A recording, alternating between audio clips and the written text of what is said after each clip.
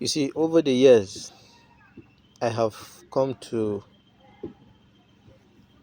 have this mental structure of how I want my business to be. But it is unfortunate that we don't have banks who can really invest into this very viable system of business that we've presented so many times to them.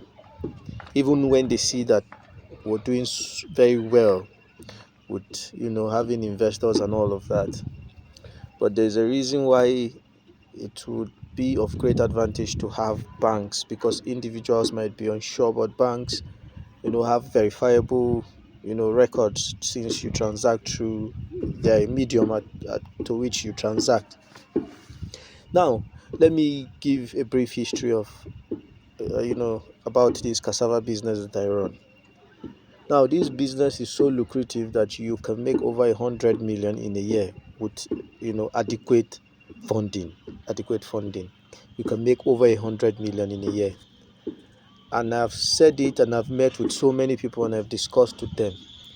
But over the years, I've come to understand, one, a lot of people understand that these ideas are viable, but they want to be in charge of the business, and they want to place you in a place that you're expendable. Man, that's not gonna happen. It's my idea.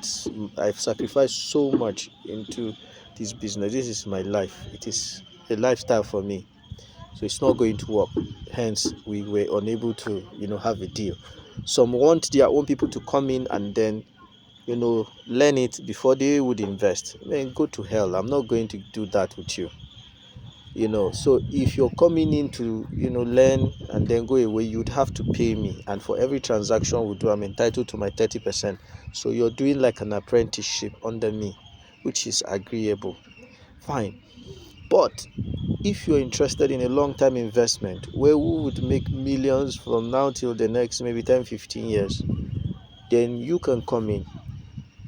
The budget I'm looking at is within 500 million, in the sense that we get to buy maybe 3-4 trailers and then two 12 tires that we would use to beat the challenges of transporting goods from the point of buying to the point of sales. Then two, we need available capital in order to be able to cover the entire market. So for every supply we make, we usually make around a minimum of 300,000. It could be, sometimes it might drop beyond that, but sometimes one supply we could make 800,000, sometimes 1 million from one supply. So let's just put it at an average average of 500,000. So if we're able to make one supply of 500,000, I do 20 trucks a week. There are people who do up to 50. So now imagine, well, we've been able to step up our standard because we have maybe like 300 million or 200 million that it is at our disposal. So that is to say, we can do over maybe 60 to 80 trucks a week. Spread it, give this one 30, give this one 30, give this one 30. Even if it's 60, just say 20 20 20, each company will give 20 trucks. Then you do your calculation, 500,000 times 60. That's a good amount of money coming out on maybe weekly or 2 weeks basis.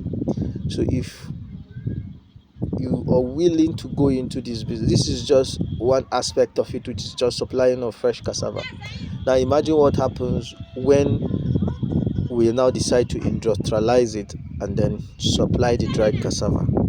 There are things I can't say on TikTok because these are considered trade secret, so I can't say it. So unless we have partners and then we have that mutual understanding that we're going to get it done, then we'll have it open, and then we can go on and start making so much money.